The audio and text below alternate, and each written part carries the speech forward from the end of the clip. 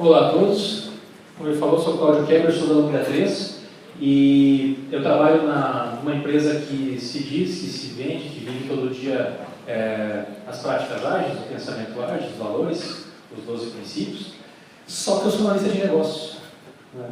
O que os infernos eu faço lá? Sempre foi uma pergunta que me pegou. Assim. Eu sei que quem me contratou falou assim, você vai achar uma coisa legal para fazer, vai ser útil, eu tenho um sentimento que isso vai acontecer, mas eu não vejo isso acontecendo com o tempo. Eu fiquei priorizando em cima disso. Se a gente pegar, lá no Manifesto Ágil, o quarto princípio fala que pessoas de negócio e desenvolvedores devem trabalhar diariamente em conjunto por todo o projeto. Lindo. Eu já participei de trabalhos assim, como desenvolvedor, e é sensacional. É como a vida devia ser. Você trabalha desse jeito, você vai ter eu não posso falar essa palavra, você vai ter uma pinca de treta a menos para você resolver na sua vida. O que acontece? Por que isso é tão difícil chegar nesse ponto, né? Eu acho que tem a ver com o custo da agenda. Começa por aí. Simplesmente é o seguinte, se eu tenho 5 pessoas, 5 jogadores, tenho 5 custos, esses custos estão acontecendo o tempo todo. Toda vez que eu junto essas 5 pessoas para fazer a mesma coisa, o custo dessa coisa é o custo dessas pessoas todas. Então, é incrível que a gente gasta tanto tempo em reunião, sendo que reunião é um negócio caro pra caramba. Né? É muito caro. Outra coisa, eu já tive equipe de desenvolvimento trabalhando comigo de 7 pessoas, sendo que num carro normal cabe 5. Então, você levar todo mundo para fazer uma visita a um cliente, começa a ficar complicado. A gente até brincava, vamos contratar uma Kombi aqui na empresa para levar o pessoal. E aí, a gente inventou uma coisa em cima disso. Pô, esse negócio aqui é caro. Mas a interação com as pessoas é importante. Então, teve 2 coisas que foram inventadas, na verdade. Foi inventado assim, alguém vai lá e faz tudo, e só fala para quem está aqui, e outras pessoas um pouco mais espertas inventaram ciclos. Né? Então está aqui, eu não vou falar o nome disso, vou falar ciclo. Né? Mas você tem ali, você tem um ciclo que acabou ali, teve uma revisão do trabalho, teve uma retrospectiva, trabalhamos legal, faz um planejamento, executa, revisa, vê se está legal o planejamento. Cria o ciclo por quê? Porque existem momentos em que vale a pena todo mundo interagir, com o máximo de pessoas envolvidas possível. Né? Onde é que você não consegue fazer isso valer a pena? Provavelmente aqui na execução. Né? Muito, muito caro você ter todo mundo junto. E ali em cima corre um negócio chamado análise de negócio. Né? Ela acontece ali em cima. Por que você faz isso? Você vai olhar o ROI. Qual é o ROI de um planejamento? É legal, é um bom ROI. Eu gasto bastante, eu tenho as pessoas juntas, mas poxa, o resultado sai dali, cara. Se as pessoas não estivessem juntas, não ia sair. Né? Qual é o ROI de fazer uma retrospectiva junto? Caramba, né? Como é que você vai fazer isso de forma separada, assíncrona, em outro lugar? Né? Não vale a pena. E aí, só que tem um problema, você acaba tendo o surgimento de intermediários nesse contexto. É normal. Como eu falei para vocês, inventaram 2 coisas. Inventaram alguém que cuidava dessa parte, alguém mais barato, não unicamente, mas que ficasse mais barato esse processo. E essa pessoa tende a se especializar. A gente teve nomes para isso, gente de projetos, sei lá, analista de negócios, dá um nome para isso. Isso é uma função, na verdade, mas acaba tendo alguém que acaba fazendo isso e acaba assumindo um cargo em cima disso. Agora, onde é que se encaixa esse cara? Qual é a lógica desse cara existir? Né? Onde é que se encaixa esse intermediário? Né? E por que um cara de uma empresa ágil está falando disso? Né? Bom, a gente começa o seguinte, qual é a frase mais importante, assim, uma frase bonita, aquela frase que devia estar na nossa parede de quem faz software, que quer que esse software sirva para alguma coisa. Deve ser um grupo grande de pessoas. Entregar valor para o negócio. Uma frase só, uma ideia só. Quando entra na cabeça, não sai mais. Né? Não é fazer aquele requisito, não é construir esse pedaço de software, não é fazer aquela reunião, é entregar valor para o negócio. Eu decompus ela em 3 partes. E cada parte ela tem uma certa especialização com que ela se preocupa. Por exemplo, quem entrega foca como fazer. Como fazer isso? Como é que eu faço isso aqui funcionar com essa quantidade de usuários, nesse tempo, com esses acessos simultâneos, guardando essa informação por 5 anos, Como isso funciona? É o framework A, é o negócio B, é aquelas conversas que acontecem na empresa o tempo todo, que eles estão falando aquelas palavras, né, novas coisas. Às vezes é Node, às vezes é... Tem um cara engraçado com Node lá que ficou 3 semanas só falando de Node. Estimar faz parte disso, porque, bom, você é um artesão, você tem que ter uma ideia de quanto tempo leva para você fazer o seu trabalho, mas daquele pedaço de trabalho, não de tudo. Solucionar é a solução que vai resolver algum problema, é comigo. E trabalha com esquemas, especificações. Agora, quando você pensa em valor, você está no meio aqui. Você pensa, o que fazer? Eu penso em priorizar, eu penso em descobrir, tem que ter descoberto do que deve ser feito, ou o que vale a pena ser feito, e penso também em requisitos, né? Não vamos ser tão cruel com essa palavra, mas requisitos, num lado bom, se é possível falar disso. E para o negócio, por que fazer? Orientar, usar e aprender. O negócio usa e aprende, ele usa soluções dele todo dia, ele não estou falando só de software, ele usa e aprende. E ele pensa em estratégia, ele pensa em arquitetura. É uma divisão meio natural, assim, ela acaba acontecendo. Bom, aí eu dividi o seguinte: partes interessadas, intermediário e desenvolvimento. Seria horrível, vejam, seria muito primário, se eu botasse aquelas 3 colunas e botasse desenvolvimento, intermediário, negócio. É aí que está o erro. Isso é um erro enorme. É simplificação. Você diz assim, legal, especialização, a cabecinha cartesiana. Você faz isso, você faz isso, você faz isso, está tudo resolvido. Não é assim. Eu coloquei, cruzando aqui como matriz, partes interessadas, intermediário e desenvolvimento. E eu começo a fazer uma discussão. Para o negócio, eu separei a coisa entre deliberativo, consultivo e informado. Deliberação. Eu decido, tenho a palavra final sobre isso, e outra, me responsabilizo pelo que eu decidi. Consultivo. Eu entendo desse negócio, vou ser consultado a respeito disso, mas a responsabilidade é de quem deliberou. E informado, eu preciso saber disso. Me ajuda a saber disso. Tem um pouco a ver com a matriz Hasse. A matriz Hasse que a gente usa para definir em projetos quem vê o quê, quem faz o quê, quem se responsabiliza pelo quê. Então, poxa, no negócio, as partes interessadas são deliberativas. Gente, é quem vai usar a solução, né? É quem, no final das contas, está pagando a conta e vai pagar o preço de fazer errado. O todo, inclusive. Né?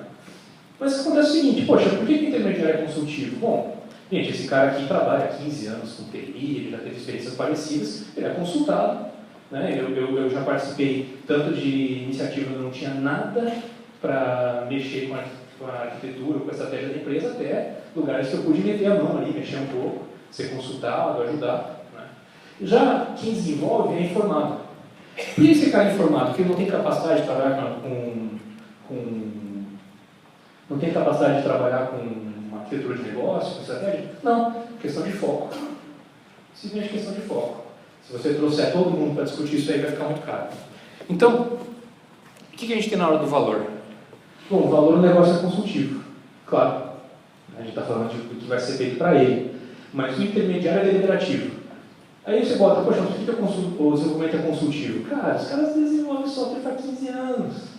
Você não vai conversar? Você não vai perguntar a opinião do cara? Realmente você acha que porque alguém cuida da solução, o cara não pode discutir requisito com você, não pode discutir um processo, não pode... Não. Você aproveita isso, ele é consultivo. Ele é valorizado. Aqui. Na parte da entrega, cara, a parte interessada é informada. Por quê? Porque lá embaixo o desenvolvedor deliberou. Para entregar isso aqui que você precisa, a gente precisa fazer assim, assim, assim. Desse jeito. Você é informado disso. Por que o intermediário é consultivo? Porque esse cara também trabalha há uns 15 anos com um software e ele sabe, pelo menos, a diferença entre MongoDB e Postgres ou aqueles arquivos DB. Então, dá para rolar uma interação ali. Só que é o seguinte, você pode fazer isso aqui e ser um baita do cascateiro. Como é que começou? Eu fui fazendo uma evolução no trabalho. Eu comecei num ponto onde isso acontecia no momento, depois acontecia uma passagem aqui, e a informação passava nesse sentido. Né? Então você tinha informação do que precisava ser feito vindo aqui e de como seria feito vindo aqui. Só que isso dava um problema muito sério. Porque, de novo, você não aproveitou nenhum consultivo. De nada. Então eu passei a fazer o seguinte, bom, é cascatão, isso aqui eu tenho que fazer de uma vez só, mas eu vou sentar com esse pessoal de desenvolvimento e a gente vai discutir isso aqui o dia inteiro E tudo que surgir de ideia daqui vai voltar para cá, eu vou mexer esse negócio e vai voltar para lá depois para ser desenvolvido. Resolveu? Claro que não, mas tipo, tirou muito do peso, né? Porque quando chegava alguma coisa para alguém fazer, mesmo sendo naquele modelo nefasto, ele já tinha visto, ele tinha opinado, né? Eu aproveitei a experiência de 15 anos de desenvolvimento para discutir aquilo. Agora, o que acontece se você não tiver um intermediário? É possível fazer isso? É. Só que a gente tem que ser realista. Em que momento a gente vai conseguir trabalhar dessa forma? Eu prefiro trabalhar sem? Claro que eu prefiro. Olha, eu gosto de trabalhar nessas iniciativas que a gente está junto. Mas eu teria que ter isso aqui, ó. E essa interação. Eu vou ter o quê? Eu vou ter o negócio deliberando para o negócio, o desenvolvimento como consultivo, e os dois deliberando sobre o que é valor. Porque valor é uma coisa que se discute olhando as duas pontas, você não discute olhando só benefício. Né? Pensa, por exemplo, carro voador. Por que carro voador não saiu até hoje? Tem muito valor para o negócio. Eu só vou voar, vou chegar aqui em Santa Marta, vou dar uma voadinha e chego em casa. Você começa a olhar o custo social de carro voador, eu vou morrer de medo, vai cair carro o dia inteiro aqui em cima da gente. Só o custo social, sem pensar em mais nada, quebra a relação de valor dessa iniciativa, por exemplo, complica ela. Então, só que assim, quais são os melhores ambientes para trabalhar? São se você consegue fazer isso. Agora, eles são caros. Né? Quando eu conseguir fazer isso, eu desenvolvendo para uma área de negócio, que eu consegui entrar nela, fazer aquele negócio de customer on-site e trabalhar isso diariamente com eles. Ou seja, aquele intermediário é o mal necessário. Só que tem um problema. A gente acaba pegando porque precisa de intermediário em algum momento e abraça isso e diz, nossa, agora a nossa vida é isso, vai ser assim que vai funcionar, a gente acaba perdendo muito em cima disso. Quais são os piores momentos de intermediário? Aqui eu tenho melhor comunicação, mais autonomia, menos autonomia, pior comunicação. Se eu tenho menos autonomia de todo mundo e pior comunicação, o intermediário, coitado, é responsável pelo universo. Simplesmente assim, está todo mundo amarrado, ele diz exatamente o que todo mundo tem que fazer, ele vai pensar em todas as soluções, vai ser responsabilizado por todas elas. Isso dá tumores na pessoa. Começa com a azia e termina com a morte física. Agora, se a galera tem autonomia e a comunicação é ruim, é um simples autor de recados. Né? Coisa triste. É isso que ele faz. Pega informação daqui, leva para lá, tal. Bom, se a comunicação é boa, mas o pessoal não tem autonomia, ele continua sendo responsável pela solução. Também machuca muito. Não é o tipo de vida para você levar. Sabe, até quando eu comecei com análise de negócio, eu pensei, pô, que legal, agora eu vou desenhar o que as pessoas vão fazer. Eu sou o Niemeyer de software. Fuja disso. Fuja disso. E, por fim, se você tem boa comunicação e mais autonomia, o que você é? Estorvo. É um estorvo. Pô, time manja bem, o cliente sabe conversar, a galera interage legal, você fica ali, o que eu vou fazer agora? Vamos preencher o documento, não sei o que lá, estorvo. Né? Segura a porta aberta, segura a porta fechada, não deixa o papel voar. Então, o que é o cenário que a gente vê? Qual é a postura que um intermediário deve ter? Se ele está nesse campo aqui, ele é o herói. É o herói. É o cara que vai chegar e dizer, eu trabalhei pra caramba, não aguento mais, tem muita coisa para resolver, não consigo checar meus e-mails, não consigo confiar naquele pessoal que desenvolve, não consigo confiar no cliente, não consigo fazer nada. Qual é o caminho do herói? É trabalhar para se tornar um estorvo. Estorvo não é ruim. Né? Porque você pensa o seguinte, eu posso começar sendo um herói em algum lugar que a maturidade não está legal, que o processo não está legal, me transformar no estorvo e ir para o próximo. Que é a minha meta final quando eu trabalho em empresa ágil. Eu saí dali, eu deixei de ser aquele cara necessário, olha que legal, está rolando legal, os custos diminuem, a comunicação melhora, olha que meta legal. Ou seja, o caminho do herói, o que falam? Herói bom é? Herói morto. Né? Aqui, é a morte. Então, você fazendo análise de negócios ou fazendo um intermediário qualquer, eu fiz um roadmap, nosso tempo está acabando muito rápido. Documentar, comunicar. Aí você pensa, pô, como é que eu melhoro isso? Cara, documentar é horrível. Comunicar é um pouquinho melhor, porque a responsabilidade de quem comunica já melhora um pouquinho. Debater e, no final, instigar. Por quê? Ego especificar e ego tu não putas. Latim, para ficar mais legal. O que isso quer dizer? Eu especifico, portanto você não pensa. Qual é a palavra mais nefasta depois de... eu tinha falado antes? Bom, palavra nefasta, especificação. Cuidado com essa palavra. A partir do momento que você especificou, você tirou do outro a responsabilidade de entregar alguma solução, de pensar. Então, você tem que, na verdade, sair do cara documentador, especificador, alguém que está agarrando tudo ali, e passar para alguém que sabe formular bons desafios para quem vai resolver os problemas. Que as pessoas saem da cama de manhã cedo não é para entregar o que está escrito no papel, é para resolver algum problema. Provavelmente com alguma coisa bem legalzinha que ele descobriu semana passada, que é a empolgação. Eu vou pular um slide. E a gente volta aqui, pensando na nossa execução. Mas o cara falou assim, pô, por que jogar análise de negócios, né? Análise de negócios ágil é jogar no hard? Eu falo a tempos que a analista de negócios sênior, quando vai para o contexto ágil, vira júnior. E não tem nenhum sênior para ajudar. Porque se você vier com aquela cabeça faseada, você não vai sair do lugar. Você não vai conseguir trabalhar legal. A gente tem algumas áreas de conhecimento do DEGOC, análise corporativa, entender o contexto, elicitação, saber o que as pessoas precisam e não só o que elas pedem. Você sabe que essa aqui é a área mais importante do conhecimento. Análise de requisitos. Cara, como ficou fácil explicar depois que eu comecei a ler, por exemplo, sobre backlog? A análise de requisitos é deixar as coisas ready. Simples assim. Deixar os requisitos ready. Não sei traduzir porque pronto tem outro pronto, né? Não é pronto, requisito pronto. Avaliar e validar a solução. Pô, o que foi feito realmente tem a ver com o que a gente precisa? Né? E como é que eu gerencio e comunico esses requisitos? Está tudo aí, é um pacotão. O que acontece na vida real? Olha esses fluxos. Eu fiz essa imagem para tentar compartilhar a minha dor com vocês, porque eu venho pensando nisso faz algum tempo e não conseguia colocar isso em imagem. Por exemplo, análise corporativa, ao longo dos ciclos, a análise corporativa ela tende a ir caindo. Entre um milestone e outro de um projeto, você fez um pouco mais no começo, não tem como, você vai diminuir esse trabalho conforme você for entregando software nos ciclos. Só que o planejamento e monitoramento da análise de negócios, ele muda assim, eu preciso me replanejar a cada ciclo, o que eu vou fazer, porque eu trabalho com eliminando desperdício, eu não fico fazendo requisito que não precisa ser feito, né? Não faço estoque de requisito. Elicitação, eu começo fazendo um monte no começo do ciclo, vai caindo isso, e olha que legal, revisão é um baita momento de licitação. Olha, quando é que você mais descobre o que as pessoas querem e não o que elas precisam? Quando você mostra algum software rodando para elas. É lindo. Eu era web designer em 1997. Eu nem conversava com o cara, eu desenhava qualquer coisa, levava lá e mostrava. Aí em cima daquilo a conversa andava. Enquanto a conversa estava em cima de ideias, né, não acontecia. Análise de requisitos. Deixar os requisitos ready, né? Então eu vou fazer da inversamente a licitação. Vou deixando eles ready até chegar no próximo planejamento. Eu preciso ter eles prontos para isso. Gerenciamento de comunicação dos requisitos. Ela está muito alta quando a gente fala de planejamento, retrospectiva, ela cai ao longo da sprint, mas eu sempre preciso deixar as pessoas a par do que vai ser feito no próximo ciclo. Vou falar em sprint, sacanagem. No próximo ciclo. Né? Droga, vou pagar royalties.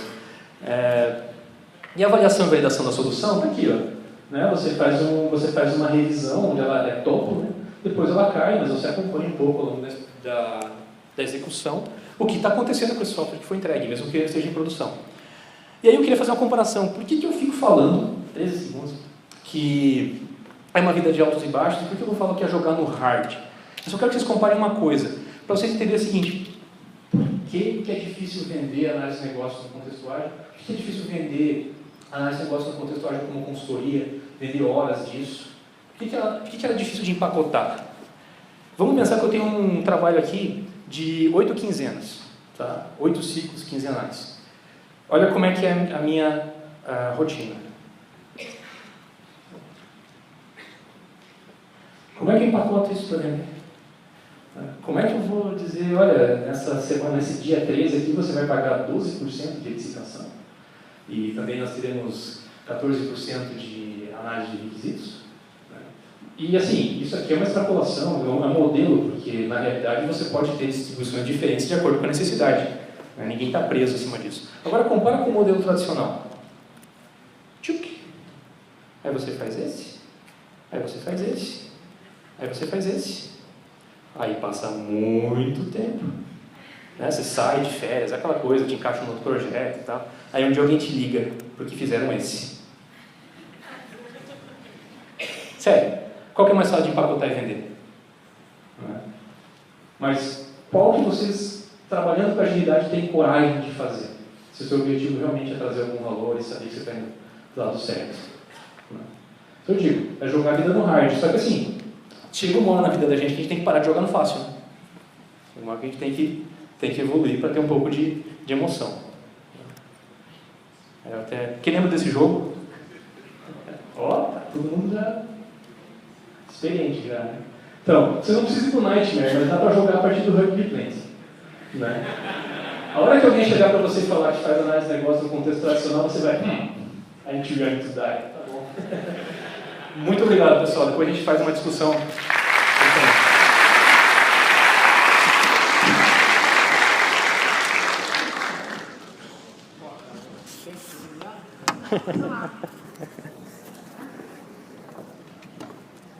Não vai fazer mais nada.